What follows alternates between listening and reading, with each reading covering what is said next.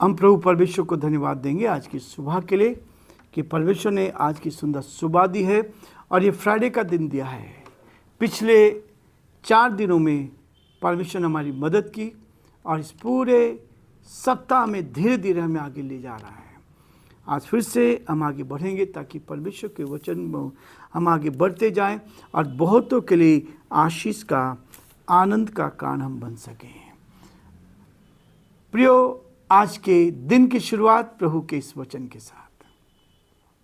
ये वचन हमें प्रोत्साहित कर रहा है, ये वचन हमें आगे ले जा रहा है, ये हमें जीवन देता है। इस वचन के द्वारा हम आशीष को प्राप्त कर सकते हैं। रोमियोस का 11 अध्याय, वे भी यदि अविश्वास में न रहे तो साटे जाएंगे, क्योंकि परमेश्वर उन्हें फिर साट सकता है। क्योंकि यदि तू उस जैतून से जो स्वभाव से जंगली है काटा गया और स्वभाव के विरुद्ध अच्छे जैतून में साटा गया, तो ये जो स्वाभाविक डालियां हैं अपने ही जैतून में क्यों ना साटी जाए। परमेश्वर अपने इस वचन के पढ़े जाने पर आशीष दे। आमीन। दुआ करेंगे। प्रेमी दयावान परमेश्वर, हम आपको धन्यवाद देते हैं, आपकी स्तुति करते हैं कि आप हमारे महान प्रभु, दयालु पिता, विश्वास के योग्य परमेश्वर, अद्भुत युक्ति करने वाले प्राकरणिक परमेश्वर। हम आपकी तारीफ करते हैं, हम आपके नाम को धन्य कहते हैं कि आपने हमें इस पृथ्वी पर जीवित और सुरक्षित रखा। शुक्रवार का दिन दिया, इसके लिए धन्यवाद। पिछले सारे दिनों के लिए आपको धन्यवाद। आपने कमजोरी की हालत में पिता परमेश्वर हमें अपनी महिमा के लिए इस्तेमाल किया ताकि हम आपके नाम के लिए प्रभु जी आगे बढ़ते जाएं और बहुतों के लिए आशीष का, आनंद का कारण बन सकें।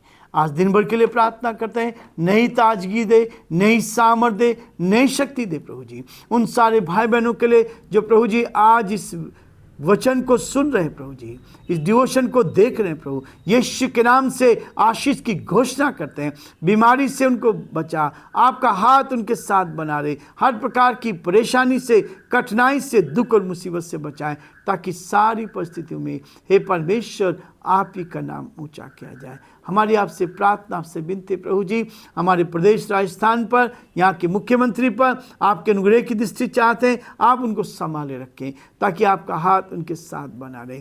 प्रार्थना और विनती करते हैं पिता परमेश्वर, आपकी दया दृष्टि हर कदम पर बनी रहे। अपने अनुग्रह की दृष्टि बना के रखें ताकि सारी बातों के द्वारा हे परमेश्वर आपका नाम ऊंचा किया जाए। हम बड़े आदर के साथ, दीनता, नम्रता के साथ हमारे देश के लिए, देश के प्रधानमंत्री के लिए प्रार्थना करते हैं प्रभु जी, आपका हाथ उन पर बना रहे। राष्ट्रपति जी के लिए प्रार्थना करते हैं, आपकी सुरक्षा उनको मिले। बड़े आदर के साथ हम सभी को आपके हाथ में सौंपते हुए इस विनती को अपने प्रभु, अपने धार करता यीशु मसीह के नाम से मांगते हैं। आमीन।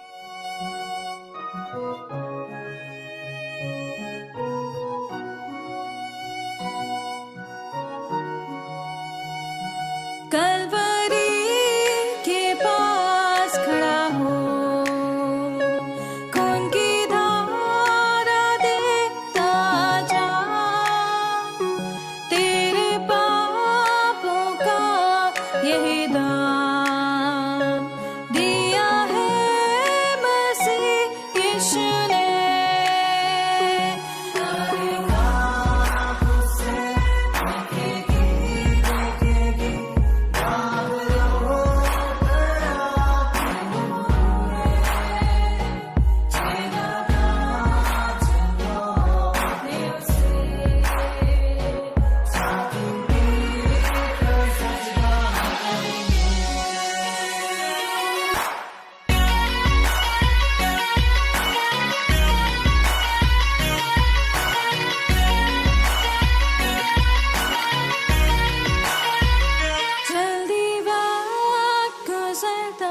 चाहता है, रात अंधेरी आती है,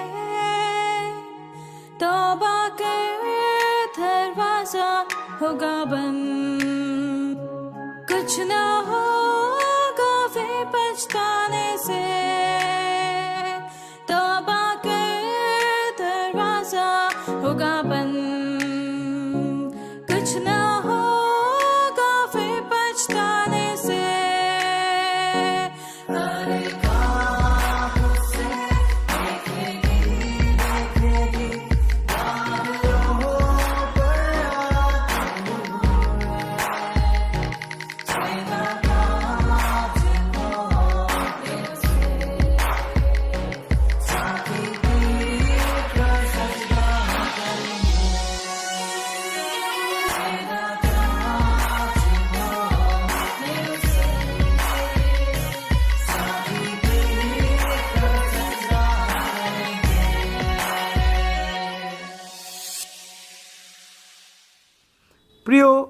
प्रभु का वचन दोधारी तलवार के समान है, जो मनुष्य को के हृदय को आर पार छेदता है। ये वचन उद्धार देता है, ये वचन शांति देता है, ये वचन हमें उठाता है और इस वचन के द्वारा हम आगे बढ़ाए जाते हैं। 23 पद में लिखा है, वे भी यदि अविश्वास में न रहे तो साटे जाएंगे, क्योंकि परमेश्वर उन्हें भी साटता है। साटने का मतलब है कई बार परमेश्वर हमें सही रीति से आगे बढ़ाना चाहता है, उन्नति की ओर। 2 उदाहरण मेरे सामने आ रहे हैं, 2 उदाहरण हैं परमेश्वर के वचन में लिखा है। पहला उदाहरण है अय्यूब का।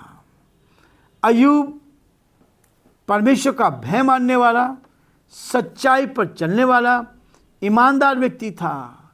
अपने परिवार को भी परमेश्वर के भय में बढ़ाने वाला था। लेकिन एक दिन शैतान प्रभु की ईश्वर की सभा में गया, परमेश्वर की सभा में गया। शैतान हर समय इस ताक में रहता है कि विश्वासियों को किस तरह से, प्रभु के लोगों को किस तरह से वापस संसार में ले जाएं। परमेश्वर ने शैतान से पूछा, क्या तूने मेरे दास अय्यूब पर दृष्टि की है? शैतान ने कहा कि आपने उसको सारी भरपूरी दी हुई है, इसलिए क्यों ना वो आपकी तारीफ करे। सारी भरपूरी उसके पास है, संसार की सारी धन दौलत तूने उसको दी है, तो फिर क्यों ना वो तारीफ करेगा। तो उसकी संपत्ति को छू कर देख, तब तेरे मुंह पर तेरी निंदा करेगा। परमेश्वर ने शैतान से कहा, जा तो उसकी संपत्ति को ले ले। और एक दिन में ही सारी संपत्ति नष्ट हो गई, सब कुछ चला गया। फिर परमेश्वर ने शैतान से पूछा, क्या मेरे दास पर दृष्टि की? वो खरा और सच्चाई पर चलने वाला व्यक्ति है। शैतान ने कहा, तूने तो उसके शरीर को छू, ताकि तूने उसको भला चंगा रखा है, तब तेरे मुंह पर तेरी निंदा करेगा। परमेश्वर ने कहा, जा तू उसके शरीर को भी छू, प्राण की हानि नहीं करेगा। शैतान ने उसको कष्ट में डाला, उसके पूरे शरीर पर फफोले हो गए, पूरा शरीर करहा रहा था, तकलीफ में था, लेकिन उसने परमेश्वर की निंदा नहीं की। उसकी पत्नी ने उससे कहा कि तू अब तो परमेश्वर की निंदा कर। उसके दोस्तों ने उसको छोड़ दिया, तूने पाप किया होगा। आजकल दोस्त लोग बहुत जल्दी छोड़कर भागते हैं कि पापी है। हम अपने आप को धर्मी बनाते हैं और दूसरों को पापी बना देते हैं, दूसरों को पापी बना देते हैं। इसलिए प्रियो, परमेश्वर का वचन कहता है, सच्चाई पे चलने वाले के सामने समस्या आएगी। इसलिए 2 तीमुथियुस उसका 3 अध्याय और उसके 12 पद में लिखा है, परंतु जितने मसीह यीशु में भक्ति का जीवन जीना चाहते हैं, वो सब सताए जाएंगे। यीशु मसीह सताया गया, उसके चेले सताए गए, लेकिन आज वो अनंत काल के जीवन में प्रवेश कर पाए। आज वो परमेश्वर के साथ उस संगति में है। प्रियो, इस पृथ्वी की धन दौलत हमारे काम आने वाली नहीं है, लेकिन केवल काम आएगा हमारी आत्मा यदि सुरक्षित रहती है। हम संसार को छोड़कर जब जाते हैं, ईश्वर के पास जाते हैं, तो वहाँ हमें तसल्ली, शांति मिलती है। और लिखा है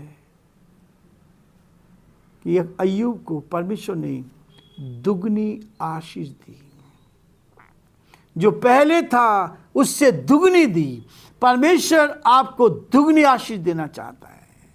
उसके बाद यूसुफ का जीवन मैं बार बार कोट करता हूँ। वो साधारण था, परमेश्वर का भय मानने वाला था।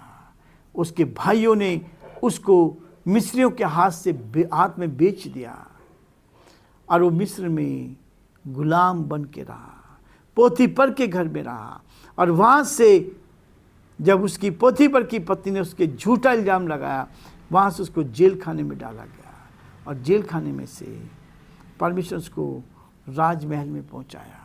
परमेश्वर आपको राजमहल में पहुँचाना चाहता है, परमेश्वर आपको ऊंचाई पर ले जाना चाहता है। इसलिए प्रियो, परमेश्वर का वचन कहता है कि हम परमेश्वर के साथ आगे बढ़ते जाएं और प्रभु की महिमा करते चले जाएं, ताकि परमेश्वर के नाम को ऊंचा उठाएं। 23 पद में लिखा है, वे भी यदि अविश्वास में न रहे तो साटे जाएंगे, क्योंकि परमेश्वर उन्हें फिर साट सकता है। विश्वास में बने रहना है, सच्चाई में चलते जाना है। परमेश्वर आपको ऊंचाई पर ले जाना चाहता है, और जब आप निखरते जाएंगे आप आगे बढ़ते जाएंगे, क्योंकि स्वर्ग में पवित्रता ही पवित्रता है।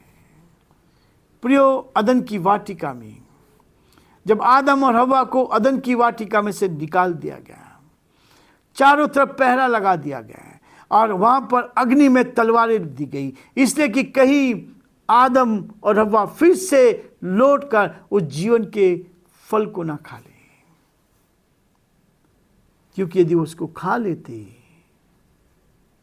एक तो जीवन का फल वो था कि जो जीवन था उससे मृत्यु आ गई, लेकिन उस फल को खाने के लिए आदम और हव्वा को उस वाटिका में प्रवेश नहीं मिला।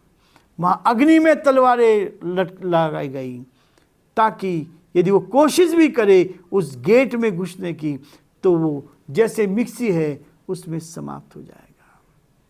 क्योंकि परमेश्वर नहीं चाहता था कि स्वर्ग में कोई भी पाप हो।